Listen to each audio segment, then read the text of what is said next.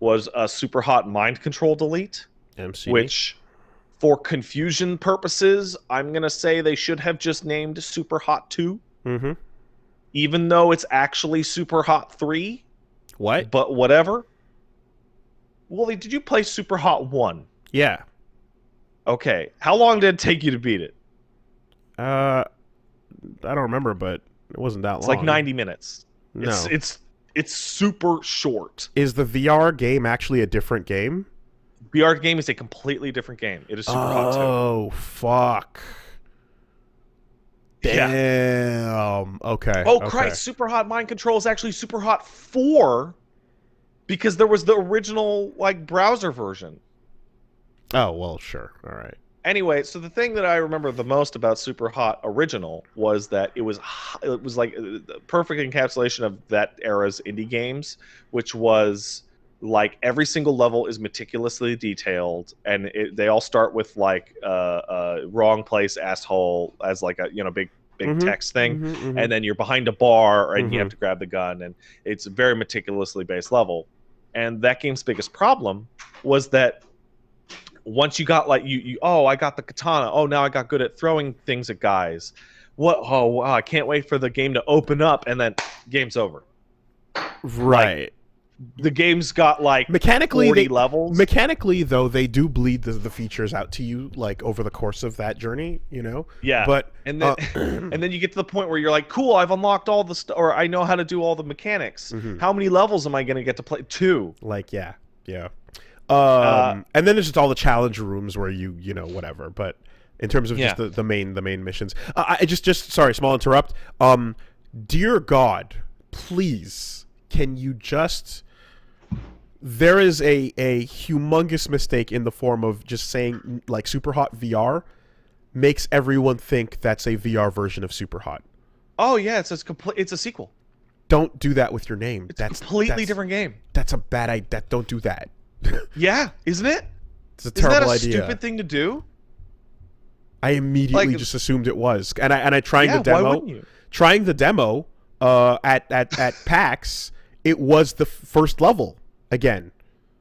It was the first level of regular Super Hot in VR, and I was like, "Oh my god, this hallway is really No, cool." it's VR exclusive. You know, so I didn't know that the rest of the game turned out to. Yeah, God, that's bad. Okay, all right. Well, anyway, It's a VR exclusive sequel. don't do that. That's bad. Um, I bought it it's anyway. The chain of it's the chain of memories. I bought of it. It's sitting Super on Hot. my fucking Oculus. I just didn't bother to look at it yet because I just assumed it was that. All right. So, a startup Super Hot Mind Control Alt Delete, and it has a really good first impression, just like the first game, where it loads into a completely black CRT screen, and all it says is press E to super, Mm-hmm. and then you hit it, and it goes super, and then it says press E to hot, Mm-hmm. and the structure of the game is completely different. So the first game, it was you had a fake like DOS prompt, Mm-hmm. and you would talk to your friend about the fake Super Hot game that you guys cracked into, and there was a weird little narrative. Here, it's super weird and way more abstract, but after you do the little tutorial, they just dump you into a level select. And the way that it works is that you have health instead of like single death, but you have to do like 8 levels in a row before Well, dying. The original game dropped you back on a level select in between every mission too. No, it didn't. I just replayed it like 2 days ago. Didn't It you dropped always? you back to the main menu, and it yeah. just said more. And you would but have all to the go levels select the were next linear. one. Yeah. Like this drops you to like a Mario 3, like stage 1, stage 1A, stage 1B. Oh, okay, understood. And when you click on them, it gives you a random selection of like 30 to 50 different types of rooms, like gas station or subway. And they'll drop you in a random spot with random enemies, and you have to fight your ass off. And every 2 or 3 rooms, you can choose a buff. So you can choose move faster, or when you deflect a bullet with a katana, all bullets in your area reflect, or guns have more bullets, and it's almost like a roguelike now. And the best part about it is that, like, I did a 4.5 hour stream, and 4 hours of that was just playing non-stop, uninterrupted super hot levels, like over and over and over and Interesting. over and over. Are you And from the jump using all the mechanics that you have at the end of one? so, let me tell you, from the jump, the tutorial teaches you every single mechanic that Super Hot 1 had. Like bam, bam, bam, bam, bam, bam, bam. Yep. And then as you start exploring around, you'll eventually, if you do all the levels, you'll unlock, oh, here's a node. And the node will do things like add modifiers that you could select. So one of the modifiers that I unlocked was the ability to get like 5 hearts instead of 4 if as an upgrade. Or the ability to have any throwable bottle explode like a grenade. Right? And these are the random modifiers that you could choose. Mm-hmm. But then you also unlock the different like loadouts that you would load in with. And there were 3 that I ended up getting when I was playing. The one was you usually have 2 health. You can start with 3, which, considering how hard the game is a big deal. The second one is you will, on a timer, you will unlock the ability to hit E when pointing at somebody and do a rush punch and just instantly dash towards them and punch them in the face. Hayate. Yeah. And Okay. you will clip through the environment to do so. You will also dash up floors. All right. It's basically instant transmission more Yep. than like a dash punch. And then the last one that I unlocked right at the end of the stream is start every single level with a katana, and you recharge the ability to recall the katana to your hand after throwing it. So you throw the katana into a guy and hit E, and it spins back to your hand like a Mjolnir. Jedi toss. And in the level that I was playing, it functioned as like a one-person summon sword, like a one-sword summon sword. I have a very important question. Yeah. If you throw the sword out and then Yeah. rush punch over to someone, and You then can't. Okay. They're mutually exclusive. Okay.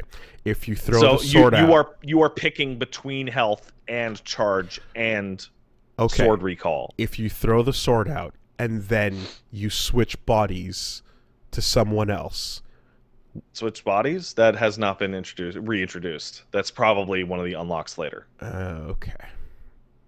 Does the sword then follow the switched body? Well, what happens that I was doing is I would throw into a guy and then move to the left so that the guy with the sword in him was on the other side of me and someone else, and then recall it, and it would kill on the way back because it spins. Yeah. Round trip. The other thing that really changes it up is they add the addition of red guns.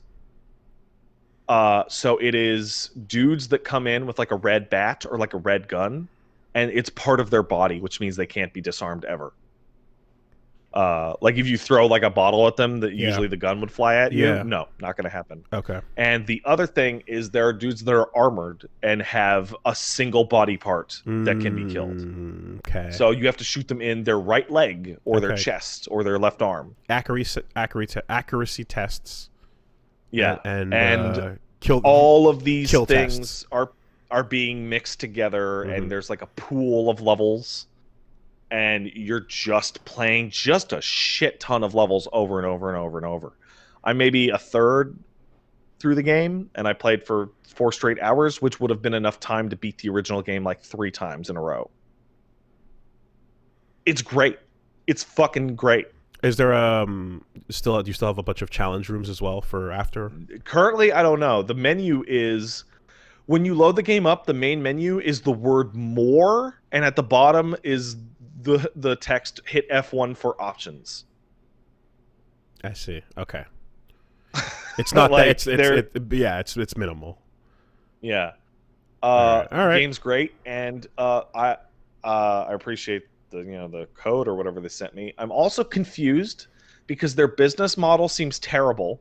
Wait, didn't the original game have a VR executable on that main menu list? I believe it does, but I think that loads up Super Hot VR if you have both. It doesn't load up Super Hot 1 in VR. Yeah, because Super Hot 1 has a lot of movement. So here's the thing that I don't understand about Super Hot Mind Control Delete. And if you are listening to this podcast on July 14th or 15th, this is of much more interest to you, because everyone who owns the first game gets Super Hot Mind Control Delete for free. What's up with that? Including people who buy it today or tomorrow. What's up? All the way up until the release. Why would you? But they have a big FAQ, and one of the questions is why. Why? And they're like, we are really thankful to all of our fans who supported us over the years. But it's a really good game that deserves money. Especially since the first game is $10 and the second game is $20. I don't support this campaign. It makes no sense. I don't support this campaign. I don't want Super Hot 2 for free. I want to pay for it. It's that I good. see in the chat, I thought it was a free DLC for the original. Well, if you own the original, it might as well be. That's bullshit. It's super dumb. Fuck off, guys. No.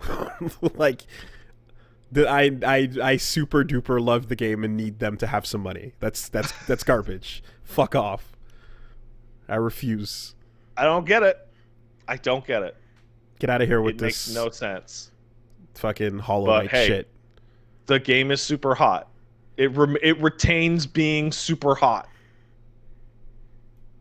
You will probably enjoy it a lot, Wooly, if you play it. Oh my god. If you enjoyed the first one at all. It's also super simple, so I don't really have all that much left to say.